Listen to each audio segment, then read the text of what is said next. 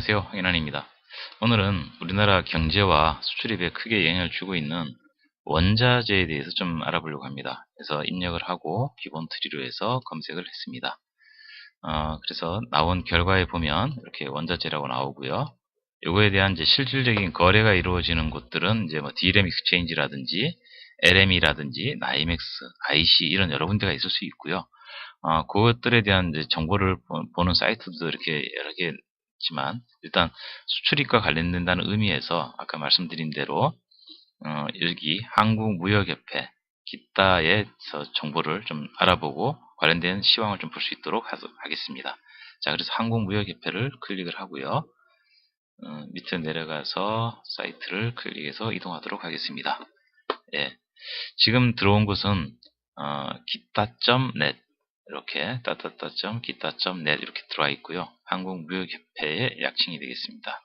예, 그리고 오늘 이제 소개해 드리려고 하는 거는 무역정보, 무역정보 쪽에 첫 번째는 국제 원자재 시세가 될 것이고요. 두 번째는 해외 시장 동향과 환율 원자재 뉴스 전망 이렇게 나눠서 설명드리도록 하겠습니다.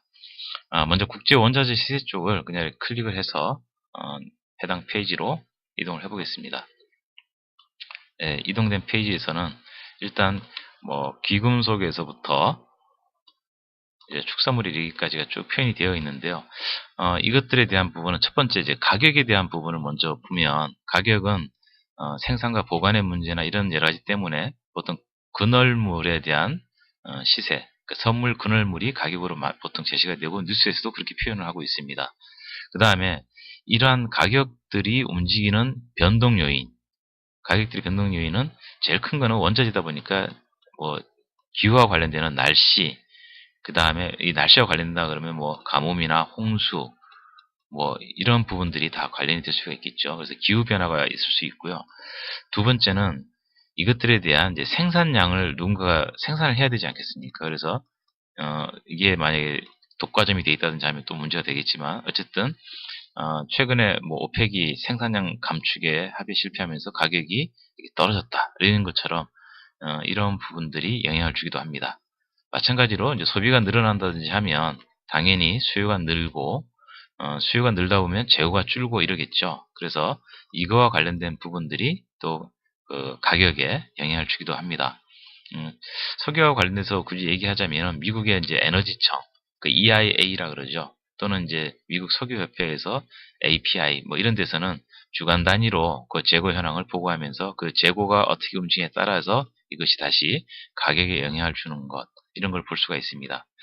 마지막으로는 지금 이게 생산이나 이런 거 관련된다면 순수하게 금융적인 차원에서는 이 달러 가치, 보통 결제에 많이 활용되다 보니까 달러 가치가 강세냐 약세냐에 따라서 이것들을 통한 부분들이 가격에 다시 반영되는 현상도 생깁니다. 자, 이렇게 해서 지금 가격과 그 다음에 이 변동 요인에 대해서 잠깐 말씀을 드렸는데요. 보통 이제 여기 모든 정보들이 지금 다 나온 건 아니고 이제 이렇게 요약이 돼서 나와 있으니까 몇 가지만 짚어서 보면, 금은 보통 그 올인 코스트라고 얘기하는 평균 생산 원가가 한 1200불 정도로 표현이 되는 것 같습니다. 그 다음에 유가는 서부 텍사스 중진류를 이제 보통 우리가 중심으로 해서 가격을 많이 얘기하게 되는데요. 실제로 우리나라에서는 두바이유를 제일 많이 수입합니다. 근데 여기는 이제 셰일가스를 중심으로 해서 평균 생산 원가를 한 65불 정도로 보는 것 같습니다. 물론 뭐 사우디아라비아 같은 데는 4불 정도밖에 안 되겠죠. 퍼내는 거니까요. 그 다음에 이제 뭐 전기동 정도로 들어오면은 한 3,300불. 물론 이제 이것도 생산하는 단위는, 금은 트로이온스, 유가는 배럴, 한 158리터 그렇게 되겠죠. 그 다음에 전기동은 이제 톤, 뭐 이런 식으로 해서 단위가 다르고, 그다음에 곡물들은 이렇게 부실로 바뀝니다. 그래서 보통 한 뭐 25kg, 28kg 뭐 이런 식으로 지금 단위가 좀씩 있겠죠. 예. 그래서 지금 요 금, 석유, 전기동 이렇게 봤는데요. 여기 옥수수 쪽도 사실 많이 보는 부분들입니다. 그래서 여기서도 그 시장에서 그 사료로 쓰이는 것뿐만이 아니라 요새는 에너지원으로서도 쓰이기 때문에 이 옥수수도 관심용이라고 하겠습니다. 자, 그래서 일단 하나씩 좀 페이지만 넘어가면서 보도록 하는데요. 귀금속의 금의 근월물 선물은 1084불. 여기다가 이제 환율 곱하고 한 31.1034 이렇게 나오니까 한 8돈이 좀 넘습니다. 계산해보면 우리나라의 돈당 그 다음에 3.75g당 가격이 얼마인지 이런 것도 알 수가 있겠죠. 예, 그 다음에 여기 에너지, 예, 그래서 에너지 부분에 이제 제일 처음에 WTI가 나오고요. 밑으로 내려가보면 두바이가 있습니다. 그래서 뭐 가격이 큰 차이가 좀 안 나고 있고요. 뭐 어떨 땐 차이가 많이 나는 경우도 있습니다. 그 다음에 이제 6대 비철금속에 대한 가격이 나오죠. 그래서 내려가 보면 이렇게 6개 종류가 나와 있고, 그 중에 닥터코프라고 하는 전기동 부분, 쿨이죠.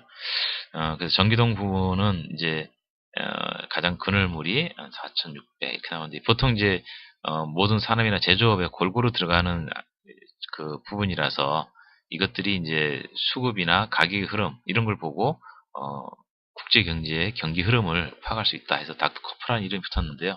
최근에 이게 그냥 단순한 그 가격 재고나 이런 걸 통해서도 급변동이 있어서 사실 예전보다는 위상이 조금 떨어진 부분이 있는 것 같습니다. 그다음에 이제 반도체 부분인데요. 반도체 부분은 네, 내려보시면 이제 보통 뭐 기술의 발달 뭐 이런 것도 있겠지만 지금 DDR3의 4GB가 이제 가장 높은 가격들을 형성하고 있죠. 여기에 지금 현물 가격이 1.89인데요. 자, 여기서 이걸 한번 클릭해 보겠습니다.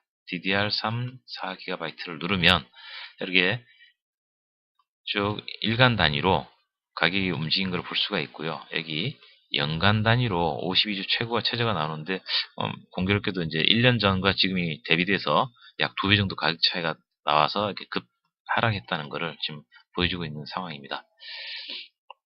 그래서 이거를 엑셀로 다운로드를 받을 수 있기 때문에 다운로드를 받아서 다른 용도로도 활용하고 하는데 이용하면 도움이 될 것 같습니다. 그리고 이제 이러한 그 부분들이 곡물 쪽에서 아까 말씀드린 부분이 있었고요. 예, 옥수수와 대두 쪽을 많이 보게 되죠. 그 다음에 식품 섬유 쪽에서는 내려와 보면 이제 우리나라의 소비량이 엄청나게 큰 커피 부분이 이렇게 나타나고 있습니다. 뭐 브라질에 비가 내리면 스타벅스 주식을 사라 이런 것처럼 이런 기후에 민감한 부분들을 좀 알 수가 있고요.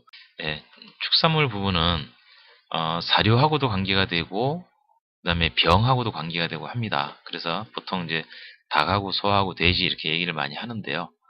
이런 부분들에 대한 가격들도 지금 이렇게 선물이나 이런 데서 형성되고 있기 때문에 관심 있는 분들은 이 내용을 파악해서 보시면 될 것 같습니다. 네, 이제 이런 그 각각의 원자재들이 가지고 있는 가격들을 이용해서 나올 수 있는 게 첫 번째는 지수가 되겠죠. 지수. 그래서 어떠한 부분을 어떠한 비중으로 어떠한 방식으로 만들어내에 따라서 지수의 같은 원자재 지수라 하더라도 내용이 달라질 거고요. 그 다음에 어떠한 것들을 내포시킨 그 상품들을 내포시킨 거냐에 따라서 ETF가 또 나올 수 있습니다. 그래서 ETF 쪽을 먼저 말씀을 드리면 이제 SPDR 같은 경우가 이제 금과 관련된 ETF 중에서는 가장 유명한 거래가 많은 그런 ETF 될 거고요. 지수 쪽에서는 지금 우리가 많이 익숙한 지수가 CRB 지수라든지 RICI 지수가 있는데요. 그거를 잠시 한번 표로 정리된 걸 보도록 하겠습니다. 네, 여기 나오는군요. 클릭해서 보면 한 5개 정도가 대표적인 거라서 제가 정리를 해봤는데요. S&P 골드만삭스의 원자재 지수, 그 다음에 다우존스 UBS의 원자재 지수, 도이치뱅크의 원자재 지수, 로저스 인터내셔널의 원자재 지수, 그 다음에 톰슨 로이터 제프리의 CRB 지수. 그래서 이것들에 대한 부분들이 내가 어떤 원자재 펀드에 가입되어 있고 어떤 거를 벤치마크하고 있느냐에 따라서 이렇게 비중들이 많이 다른 걸 볼 수 있고요. 비중뿐만이 아니라 구성 비중의 기준이 뭐냐에 따른 것도 이렇게 상당히 중요한 역할을 하고 있으니까요. 그런 종목수라든지 이런 것들을 유심히 보고 그 원자재에 투자하거나 아니면 거기서 이제 회수를 하거나 하는 과정을 밟아야 될 것 같습니다. 예, 앞서 잠깐 얘기했던 금에 대해서 한번 말씀을 더 드려볼게요. 이렇게 뉴욕 금 가격 이렇게 돼 있죠. 그러면 다른 것도 있겠죠. 예, 런던하고 상위가 있습니다.